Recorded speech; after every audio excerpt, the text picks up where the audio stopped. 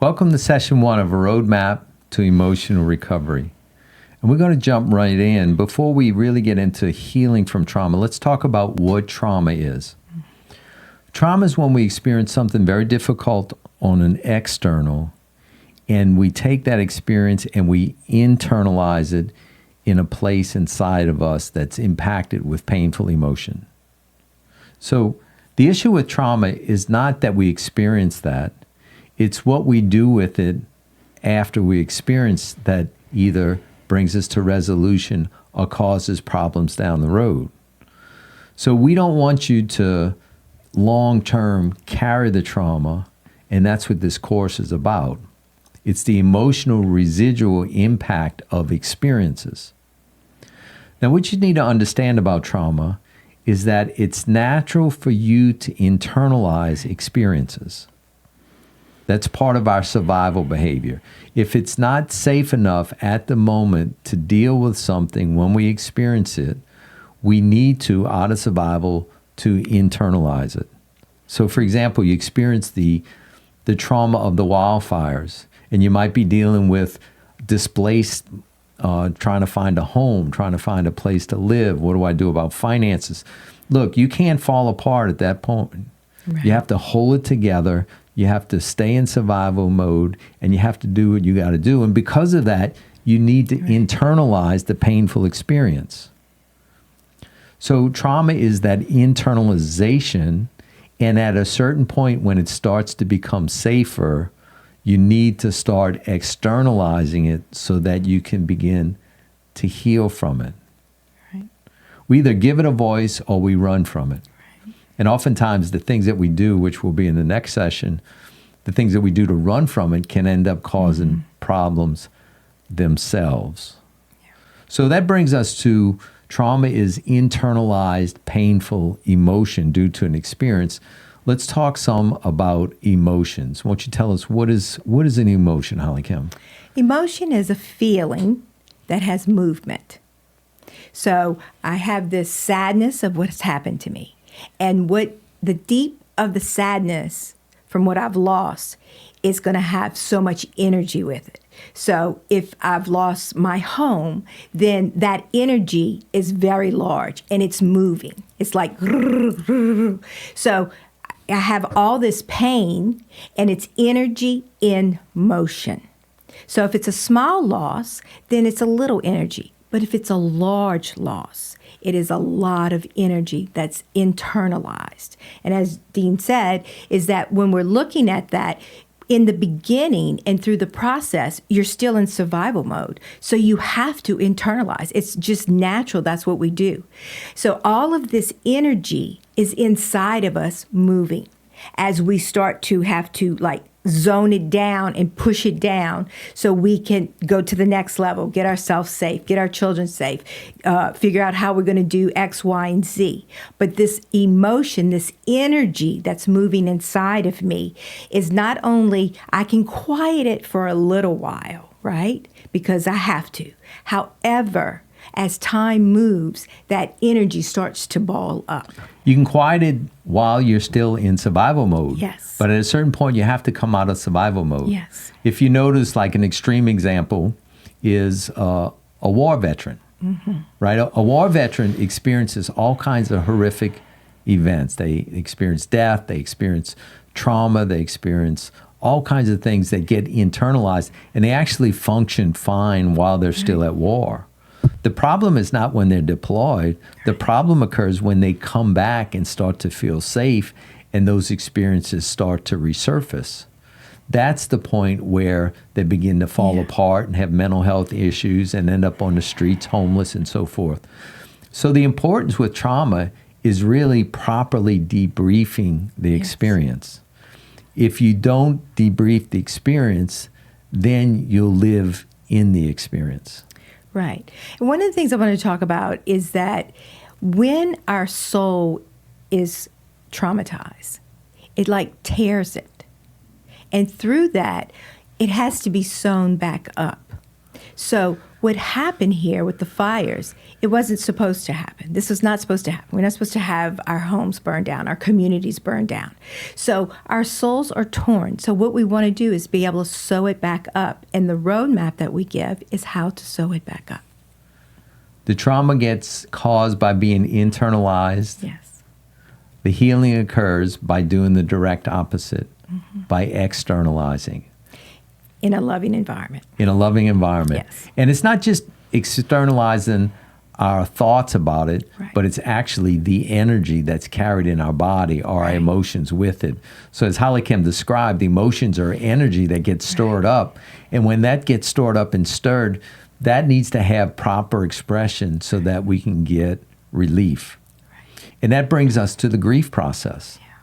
Because the grief process is the way we're naturally made to heal from losses or traumatic events. All right, I think you need to say that again, honey. Yeah. It's the natural way. The grief process is the natural way we're made to heal from traumatic or horrible losses that we experience. Just if you look at it physically, if your arm's cut right now and you begin to bleed, you're going to start bleeding, and your body naturally does certain things to heal that wound. So it'll send white blood cells, it'll start scabbing, it'll start creating new skin. And the only thing you have to do is cooperate with that healing process. You need to clean the area, you can't use it, you have to be gentle with it. And if you do that, you will naturally heal fine. Well, there's a whole emotional process that we go through when we experience, like what you've experienced, dramatic loss. And your body will actually start going through this emotional healing process. And what we want you to do is to simply cooperate with it so that it doesn't get infected. Exactly. Right? You get cut on your arm and you continue to work in the garden and it gets dirty and it gets infected. No, you're not caring for it. Right. The same thing applies to you emotionally. You need to care for the process that you're going through, and you'll heal just fine. You come out the other side stronger and with greater strength. You'll be scarred some, but you'll come out this other side more healed. And our hope for you is that you come out better than you did going in. Yeah. And when we look at the grief process, we're looking at 5 stages. Yeah. It's a stage.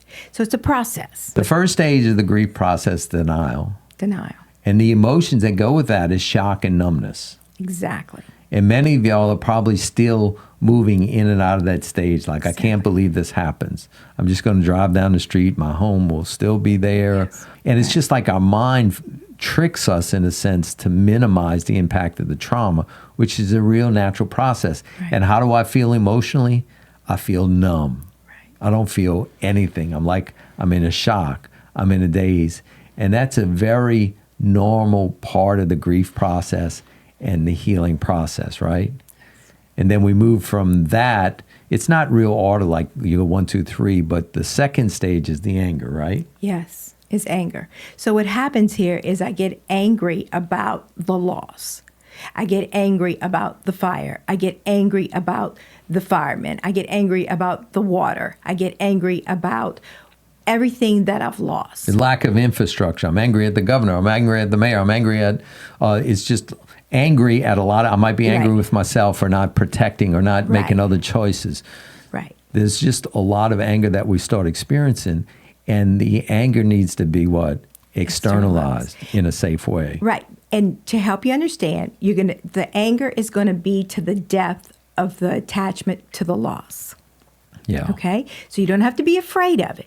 Okay, don't be afraid of it. This is just part of it. It's allowing yourself to have a voice about how angry you are at what you've lost, because when you're looking at that, it's just how much you were attached to that thing and the safety and the love that that thing allowed. Okay?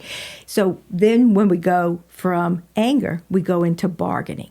And a lot of people in the grief process, no matter what it is they lose, they can get stuck in bargaining.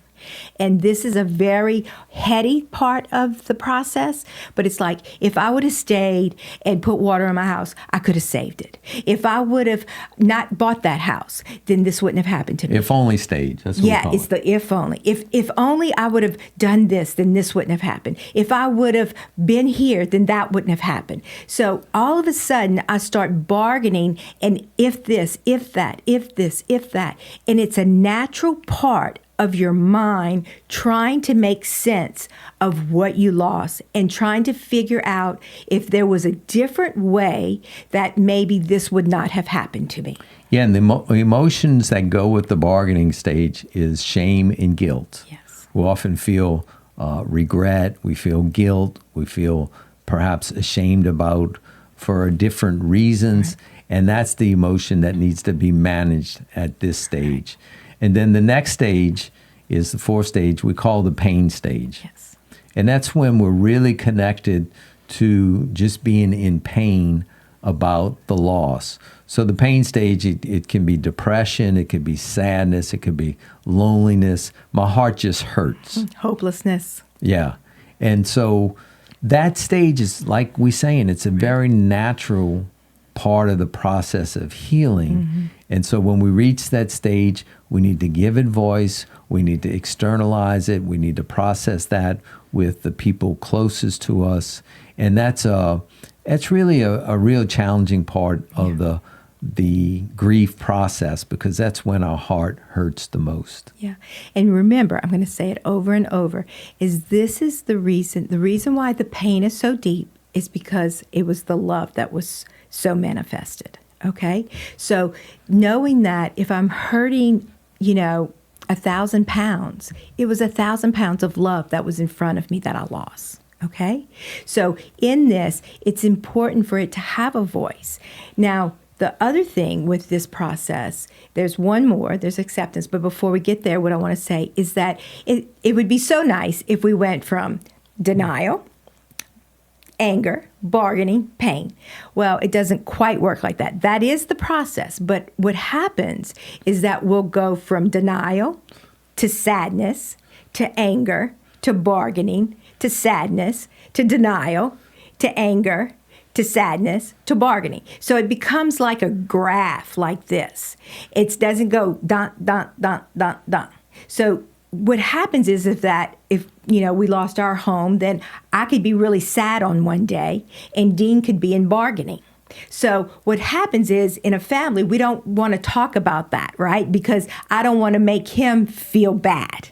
Well, the truth is it's already in him. Yeah. And it's already in me. So all I'm doing is we're setting up a time where I can express whatever part of the grief process I'm in and whatever part of the grief process you're in, that those are both right at that moment for each of us. And the next day, it could be a different one. Yeah, and the final stage of the grief process is acceptance. Right. And at acceptance, the emotions that go with that is peace, oftentimes forgiveness, and just feeling like it's okay. Yeah. And that, as HollyKem was saying, we move in and out of the different stages, but over time we're moving more and more towards the acceptance. And sometimes people say, how long am I going to be in the grief process? Well, the question is, how attached were you to the loss? Right. You see, nobody truly understands your level of attachment to whatever the loss is. You could have lost a home, and some people might think, well, it's just something material. But if that's where your child was born and raised, if that's where you have memories, that's where you have all the Christmas memories, that's where you invested so much time and energy to make beautiful.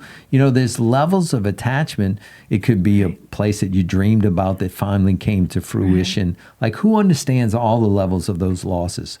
Nobody but you and who you tell those losses to. Right. So depending on your level of attachment to that loss will depend on how long you stay in the process.